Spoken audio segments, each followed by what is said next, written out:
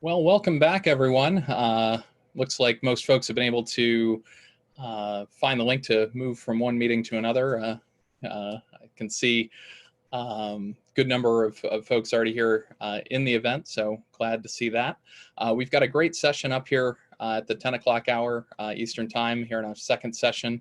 We're going to first start out with Justin Henderson on my team here at Alectrona. Justin's one of our MacBoy engineering consultants here. And interestingly enough, we took our own organization fully remote in the last year, and largely due to Justin's encouragement and kind of impressive steps to help guide us through that process. So his presentation is really going to talk about how we're able to deliver those services fully remote. With that, I think I'm going to go ahead and pass the baton over to Justin and let him get started so we can get started here in the first hours. And then I'll go ahead and introduce Rich from SAP right after Justin. So morning, Justin. How are you? Hold on. Let me get my video started. I'm good. Let's see. This is the host to stop my video, but let's see. Let's get it going. There we go. Hey, everybody. All right. Excellent. So good morning. Thanks, Chad, for the intro. My name is Justin. I've been here with Alectrona now for a few years, and I'm going to go ahead and share my screen, and we can get started.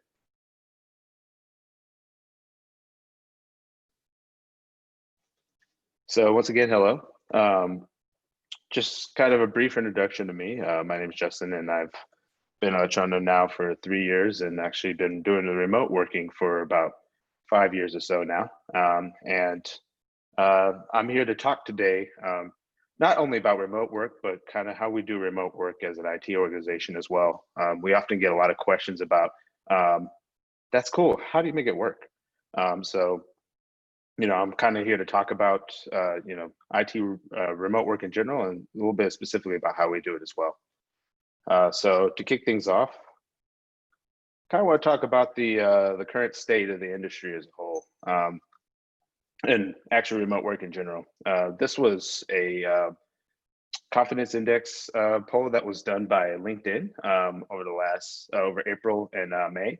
And they polled numerous professionals in various industries as individuals, asking them what their confidence was for working from home, to work from home effectively, not only during this pandemic, but actually using it as a long-term solution as a whole, and how that was working for them, how they felt that was going to impact the industry moving forward. So we saw some pretty interesting trends. And really what this says is that this is not really just simply a blimp in time, but actually looking like the new reality. Let's talk about kind of how that works and how we've, things that we've taken into account to make that work. So components for success. Culture. I really want to kind of spend a moment here to emphasize this. Culture is the pivotal thing and the key focal point, and when going into a remote first organization, it's built on trust. It's encouraging flexibility and encouraging your team to do their best work wherever they feel like their best work can be done. And alongside of that comes communication. You have to be present. One of the things that you may hear Chad or even myself talk about was, when I first began with the team, being present was one of my, I know it sounds kind of silly, but it was kind of one of my big focal points in terms of just kind of inserting yourself anywhere and everywhere you could be, because you physically couldn't be.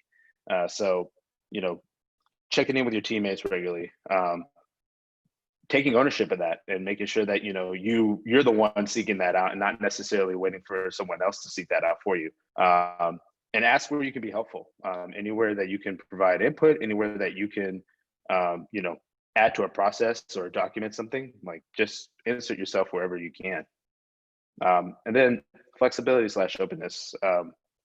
You know, in our industry, what we've recognized is that the only constant is change. And don't be afraid of it. Embrace it. Know that it's going to happen and that you will fail. And that's fine. You can quickly pivot and learn from it and move forward, but that's part of the process. So before we talk about some of the technologies here, kind of talk about how Alectrona does IT.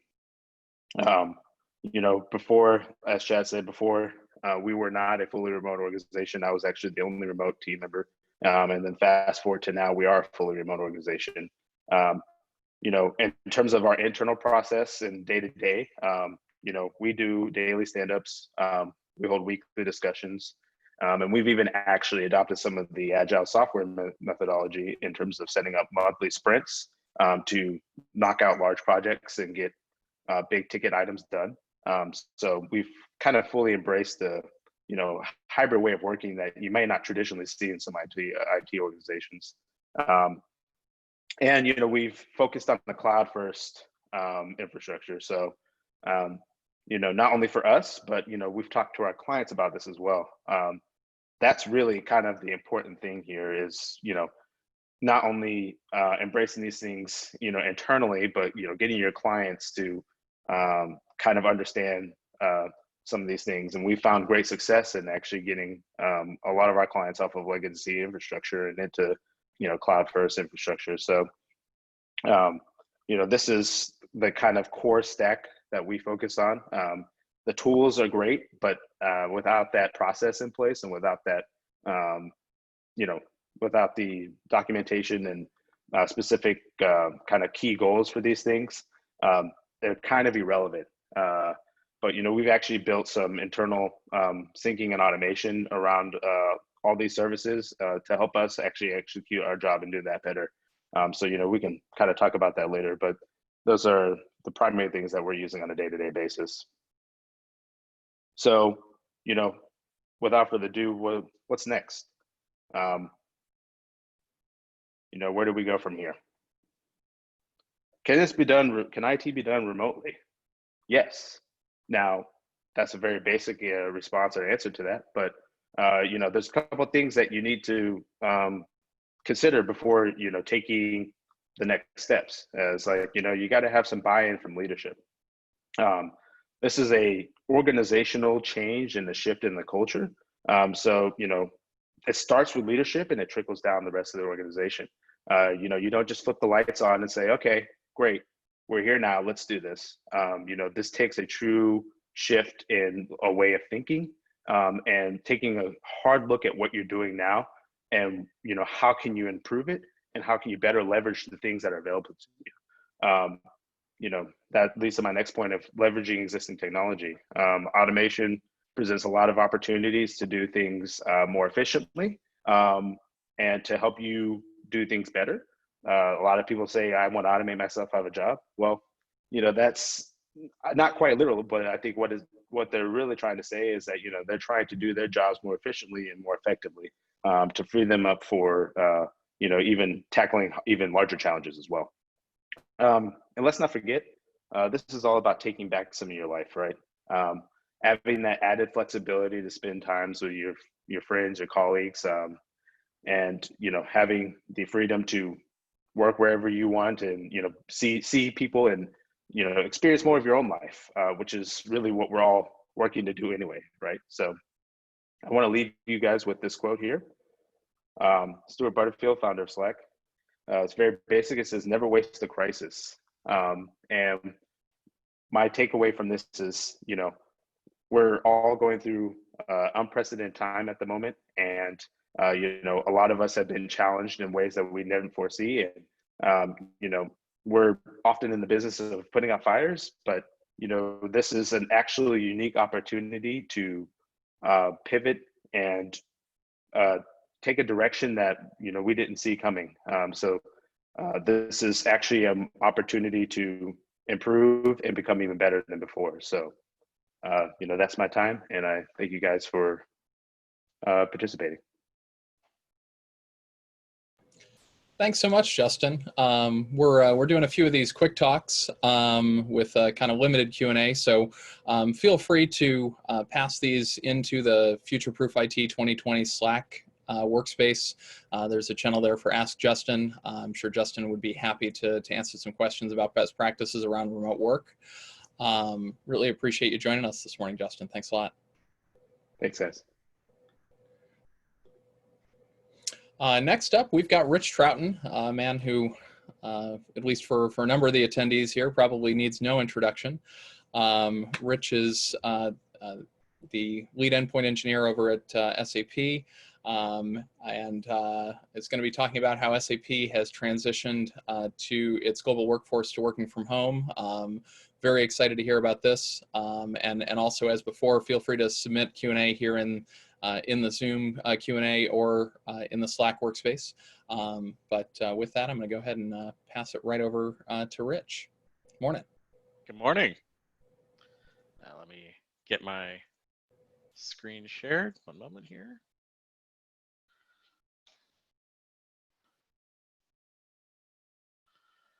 Okay.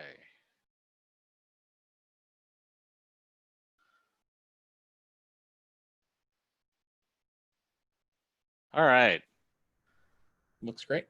Hopefully you guys are seeing my slides and not my speaker's notes. Yep, showing up right. Okay. Before we get started, there's two things I'd like to mention. The first is that all the slides, speakers' notes, and the demos are available for download, and I'll be providing a link at the end of the talk. I tend to be one of those folks that can't keep up with the speaker and take notes at the same time. So for those folks in that same situation, there's no need to take notes. Everything I'm covering is going to be available for download. The second is to please hold all questions until the end. If you've got questions, make a note of them and hit me in the Ask Rich Slack channel at the end of the talk, or of course here in Zoom in the Q&A. But with luck, I'll be able to answer most of your questions during the talk itself. Well, how did we get from SAP in the office to being SAP in the house? Well, let's take a look at how things shaped up. The SAP Executive Board sends out a company-wide email to ask that only business-critical travel happen in March and all of our other travel is canceled. All S&P employees are advised to check in with their direct managers on how employees can best work from home, along with guidance on how to use our remotely accessible services. The Executive Board announces that effective immediately, all SAP hosted in-person events planned for March are canceled. Now, this decision includes all of SAP's planned conferences and our participation in South by Southwest. So internal in-person meetings are still allowed as long as no travel is involved, but participants in other offices should be joining virtually.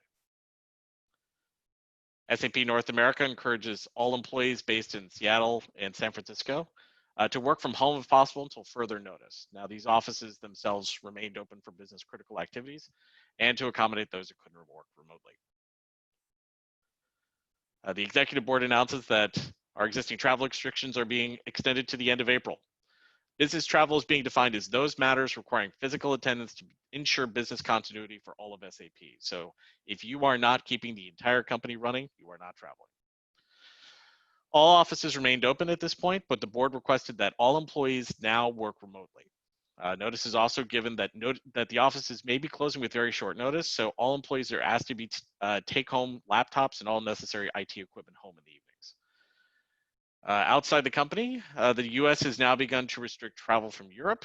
This restriction is initially for nations that are part of the Schengen zone and excludes the UK, but later this is extended to include the UK as well. SAP North America announces that all of SAP's Canadian offices are closed temporarily in light of Canada's ban on entry into Canada. SAP America's National Corporate Office in Newtown Square, Pennsylvania closes as part of Pennsylvania Governor Tom Wolf's order to close all non-life sustaining businesses in Pennsylvania. SAP employees are required to cancel all international business travel effective March 22nd, 2020 until further notice. All in-person events are also canceled for the month of April. SAP North America makes the decision to close all US SAP locations effective March 23rd until further notice. Canadian offices, which had closed earlier in the week, will likewise remain closed. And worldwide, SAP offices are now mostly closed as nations use population lockdown and social distancing to help protect their citizens against the coronavirus. And the executive board announces that all in-person events, including all SAP conferences, are canceled for the remainder of the year. All meetings should use online digital tools, and even when the offices are going to be allowed to reopen, employees should still work from home whenever possible.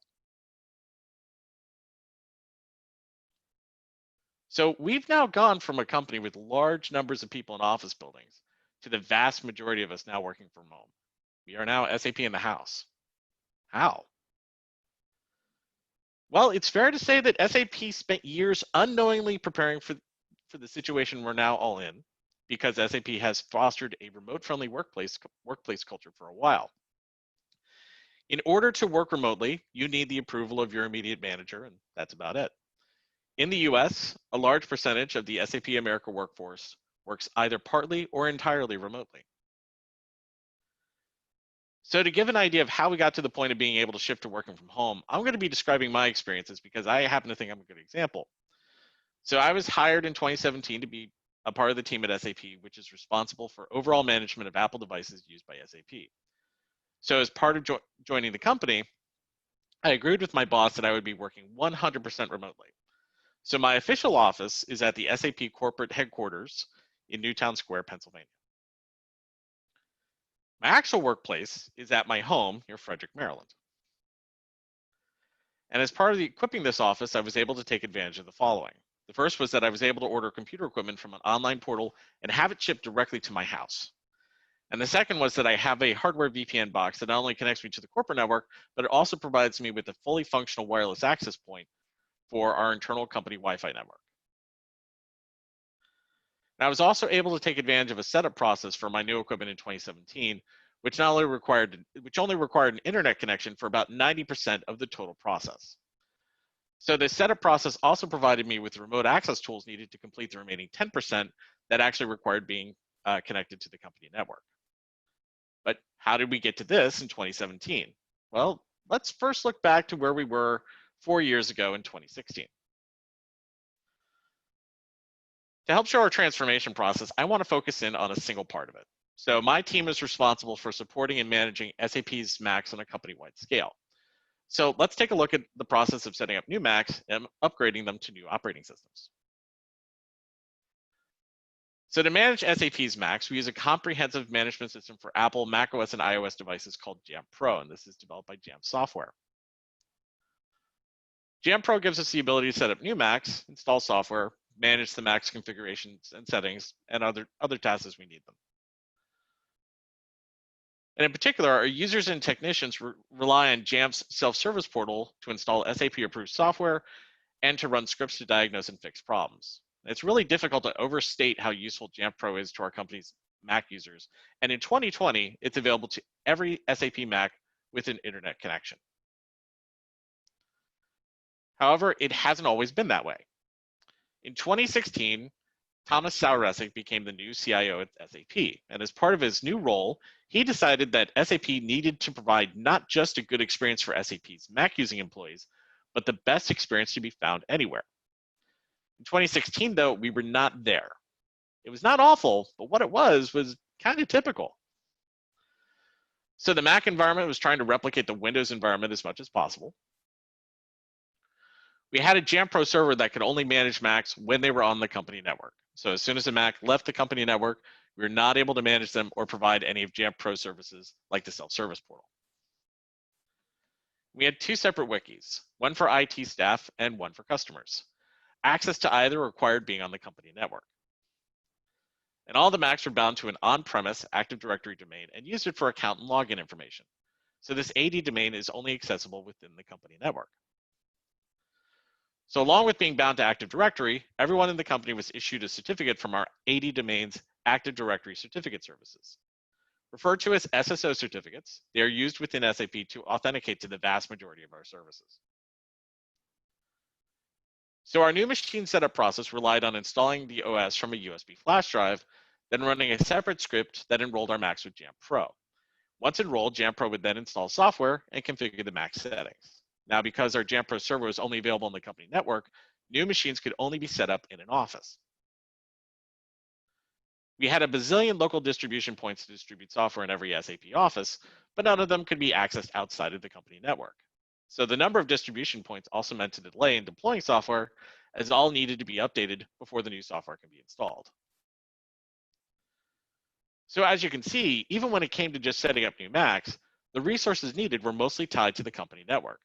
If coronavirus had struck in 2016, it would have been difficult, if not impossible, to transform this into a good work-from-home experience. So we wanted to make Mac management and support resources available to all of our SAP colleagues, no matter where they were working. So that meant we needed to break out of this management model. So in the process of surveying what could be only accessed from the company network, we did find one thing that was different. SAP has internal communities built using Jam, which is a secure collaboration tool. Jam sites are available from outside the company network, and there's even a Jam mobile app for iOS. The Mac at SAP Jam community was very active, and it had more than 3,000 members in 2016. So this was a natural place to hold discussions and Q&A with SAP's Mac users. So as a first step, the decision was made to sunset the wikis in favor of concentrating content for both the general Mac community and IT technicians into the Mac at SAP Jam site. We also made our on-premise Jam Pro server accessible to the outside internet, which allowed us to manage corporate-owned Macs as long as they had an internet connection. So to help support this, we added a Jam Pro cloud distribution point hosted in Amazon Web Services S3 service. Now, hosting an S3 allowed us to stop using local distribution points and use one global distribution point. And this global distribution point also eliminated the delay in distributing new software, as new software was available instantly once uploaded to our now solitary distribution point. Now, these changes were made more urgent by how the company's Mac population was growing by leaps and bounds. We also had an increasingly mobile workforce where our laptop population was far outstripping our desktop population. And this is a trend that continues to this day. We have a lot more laptops than we do desktops.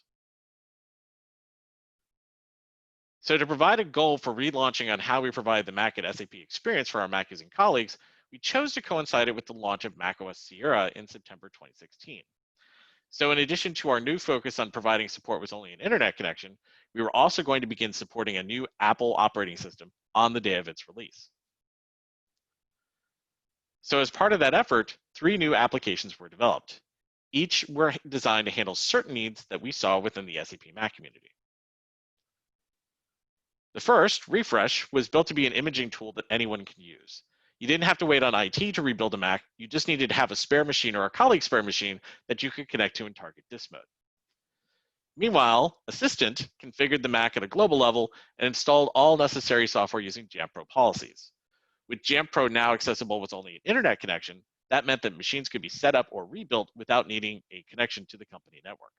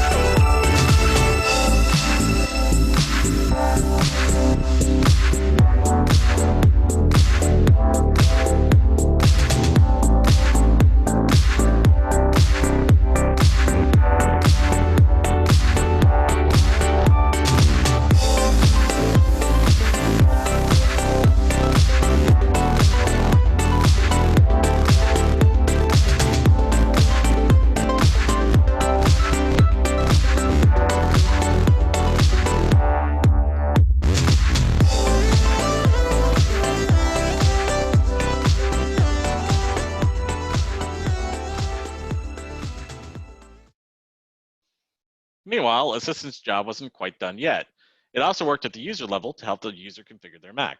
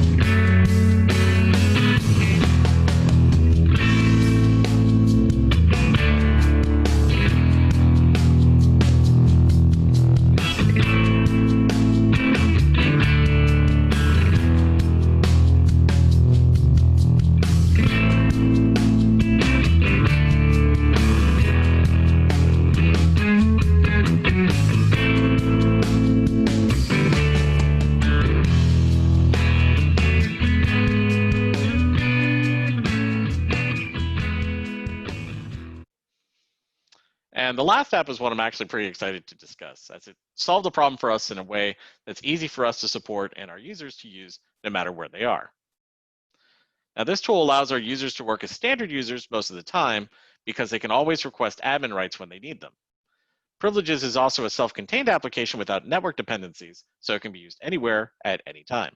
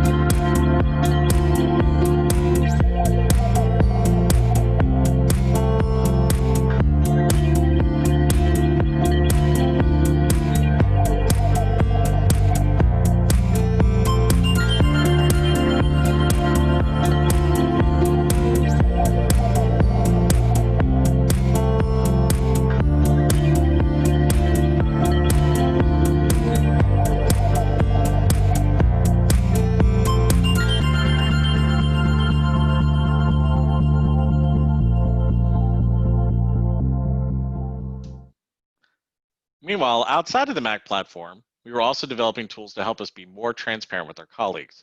Using SAP's Fiori web application technology, we developed Apple Pies. Now, Fiori is a way to provide a better user experience for SAP applications built on our S/4HANA platform by providing a browser-based front end for that application. Fiori apps are also available to any SAP employee with an internet connection and a web browser. So in our case, Fiori allowed us to build a web application which communicates with our JamPro server using the API. It allows us to display certain information from our JamPro server in an easy to understand format. Now, all information displayed is pulled live from our JamPro server, so Apple Pies is always up to date. Meanwhile, on the social media front, we revamped the Mac at SAP Jam site to help us better communicate with our Mac using colleagues. So with this work done, let's look again at what resources required the company network.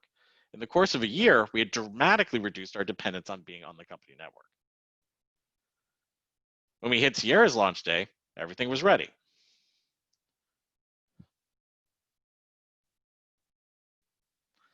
We used the Mac at SAP Jam community to let our users know that upgrading to Sierra on release day was great. We gave them clear directions on what to do to make their Macs ready to upgrade. First thing to do, go to self-service and make your Mac ready. After that, stop by Apple's Mac App Store and install Sierra. We used Apple Pies to show our colleagues what our Sierra adoption rate was and encourage them to upgrade if they hadn't already. And by the second day of Sierra's release, we'd already seen 1,000 of our colleagues upgrade to Sierra. More importantly, our colleagues had access to the same data we did, so they could see it as well. And 2 months following Sierra's release, we were close to having 50% of our fleet upgraded.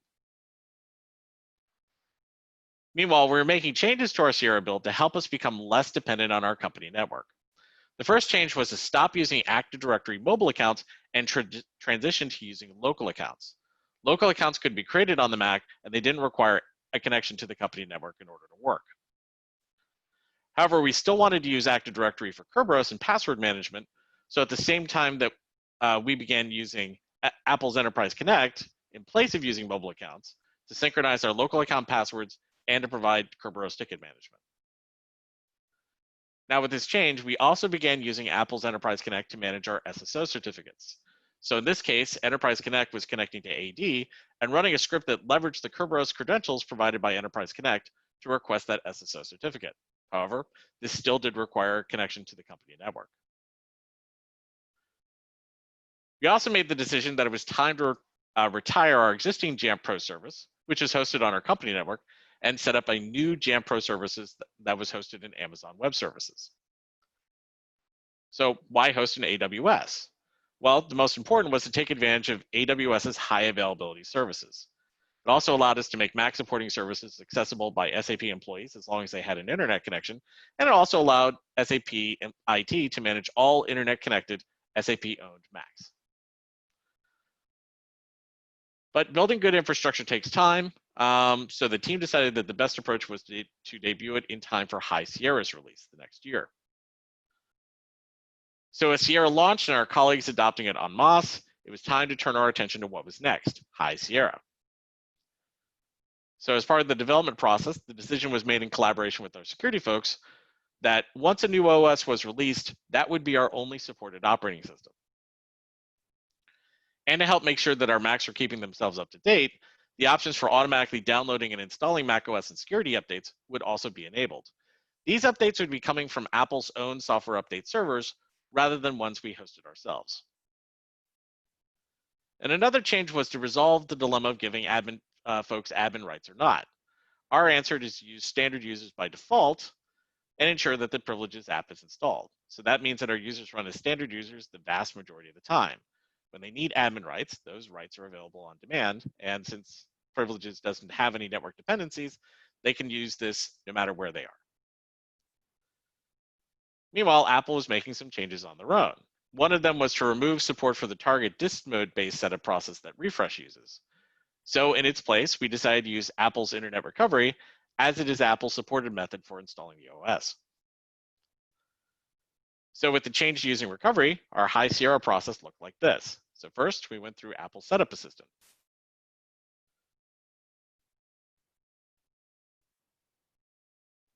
And in this case, this is very much the same process that any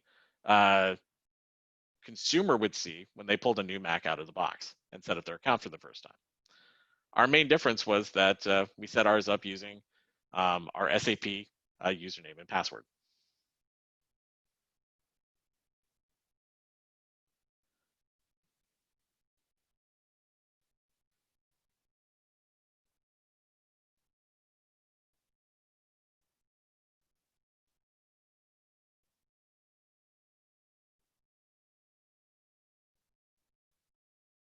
And then once initial setup is complete, we installed Assistant and used it to install our software and settings.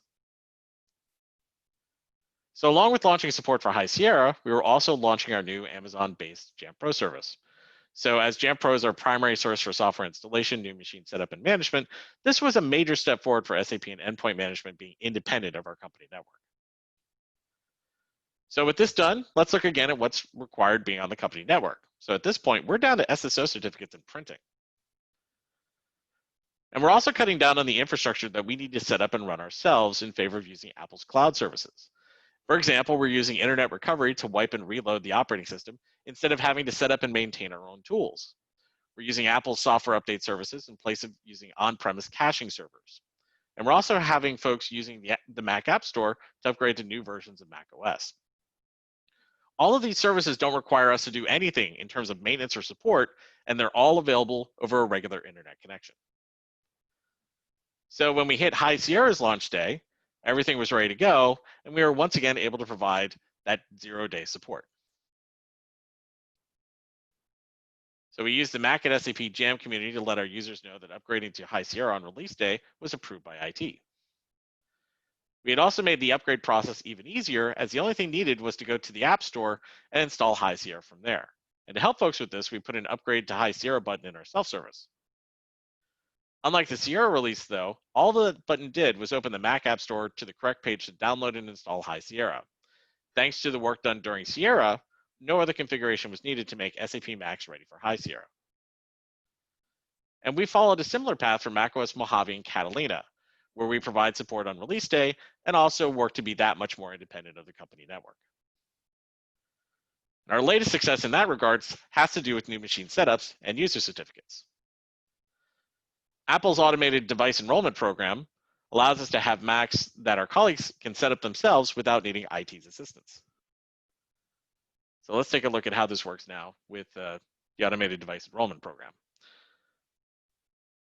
In this case, you go to Apple Setup Assistant and it asks you to enter your SAP username and password. At this point, it enrolls itself automatically with our Jam Pro server.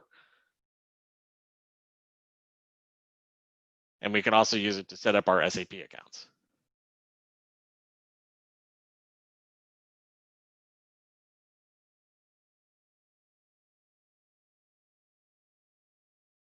And after that, our assistant automatically takes over and runs the rest of the setup process.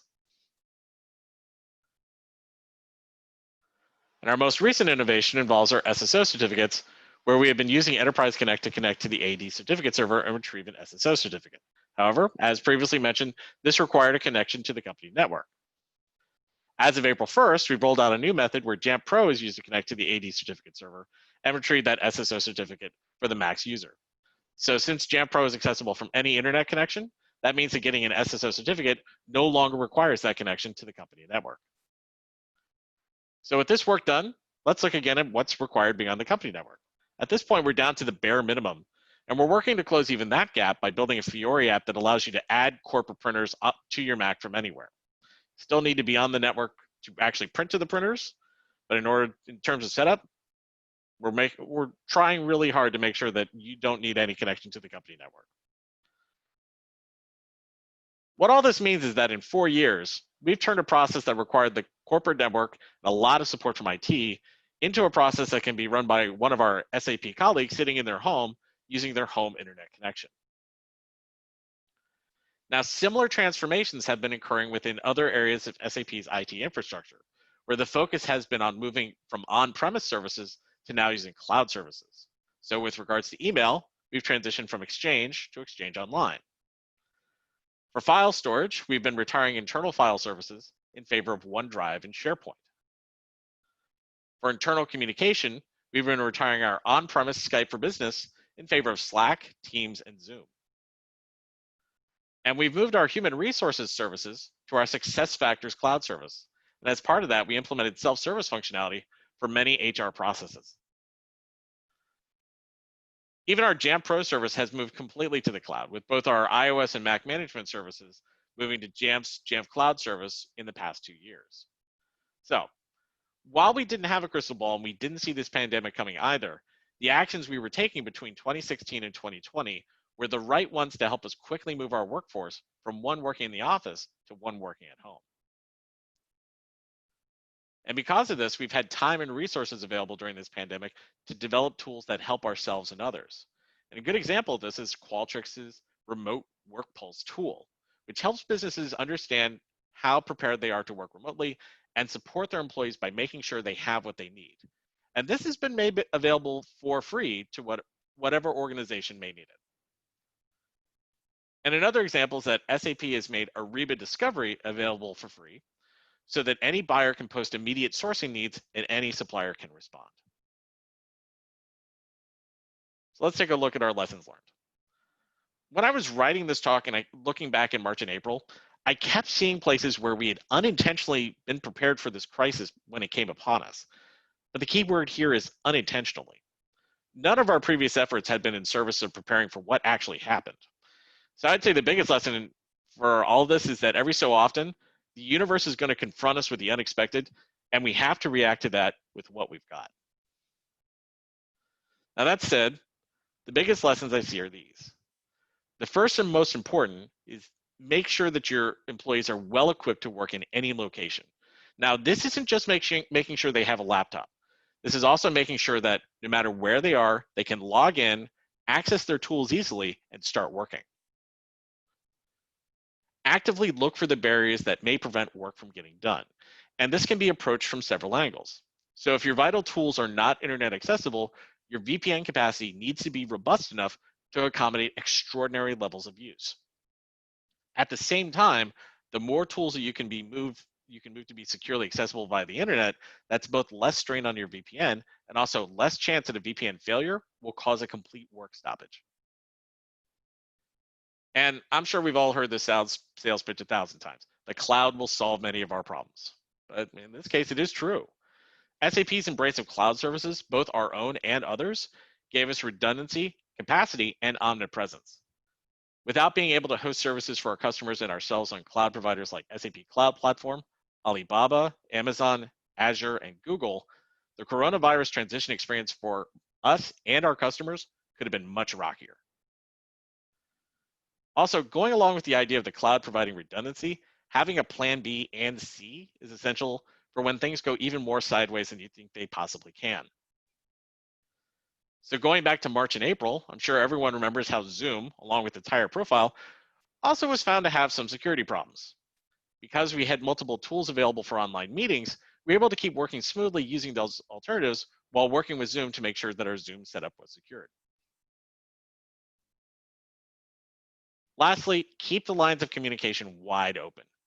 In this unprecedented situation, SAP management went to great lengths to keep the company as a whole in the loop on what was going on and how it affected us as a company. In addition to numerous emails and direct communications from immediate management to team members, several all-hands online meetings were called during April alone to discuss what was happening and what was expected of all of us.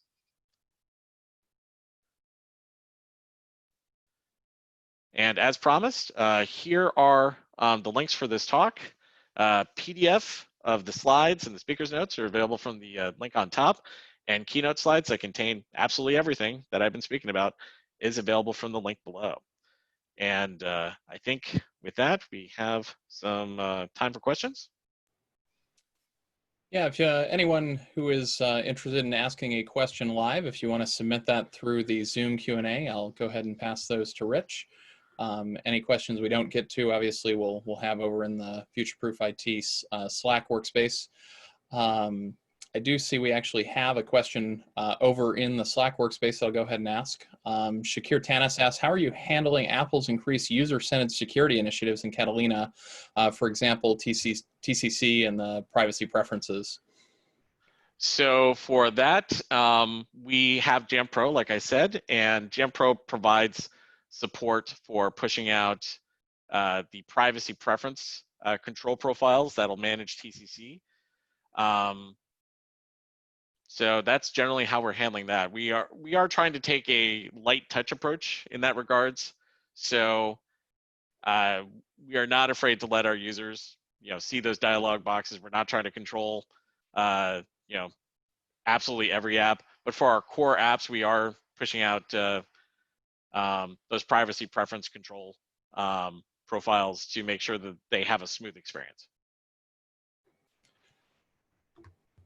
And I guess I've got a question for you, Rich, as I often get this question myself a lot, being a, kind of fully remote worker myself, even in advance of the pandemic. I guess, has this changed a whole lot for you as, you've been kind of remote to begin with?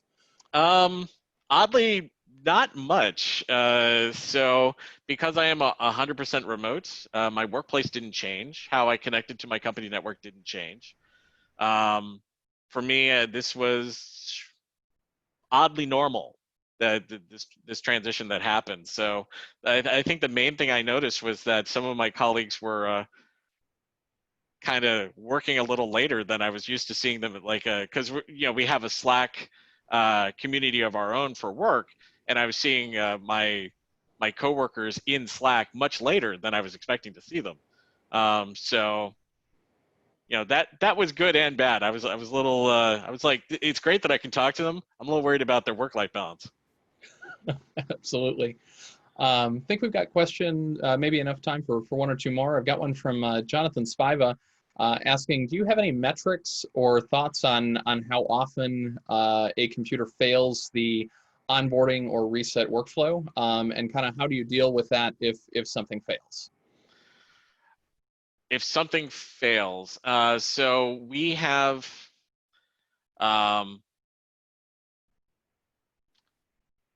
technicians currently that work with our resellers to set up the machines before they go out to our users. We may be changing that with the automated device enrollment program to where our users set them up. But so because that's kind of handled by another group within IT, I don't really have good metrics for that, for how often we have failures. But our normal process in that case is that if you set it up and it fails, try it again.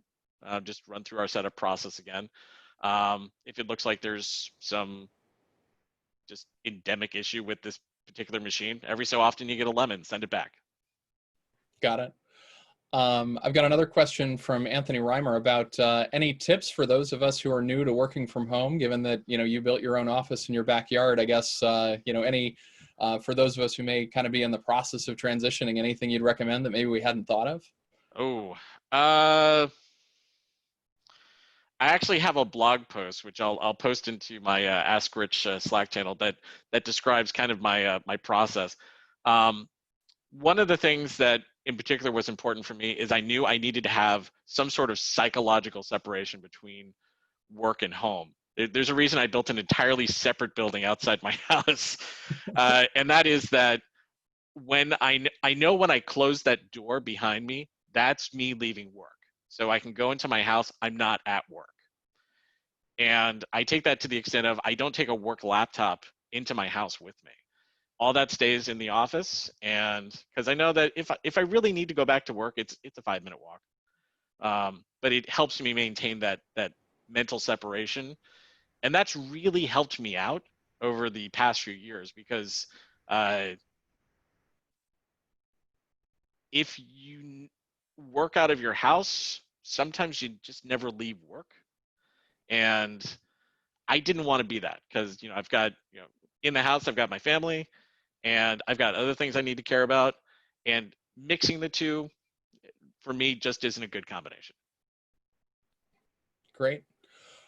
Well, I'm sure we'll be continuing this conversation in the Slack workspace, and I really appreciate the time here today, Rich. I've gotten a few other thank yous from folks just kind of thanking you for all the contributions you've provided to the community over the years. I can speak personally in saying that one of the first things I got introduced to as a Mac admin was your blog, Dear Flounder. So I share in that. And also, I want to make sure I mention the chatter in the Slack workspace about the excellent background music and all of your videos. I think you got some people livened up this morning. Cool. I can't take credit for that. I've got some very talented coworkers. All right.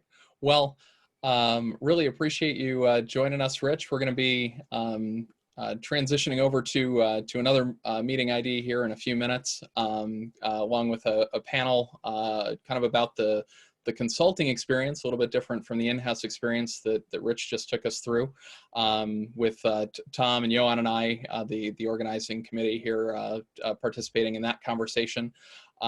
So if you'd like to join us for that, the links are available in Slack, in the welcome channels, should be there posted momentarily, as well as in the email and on the web login page.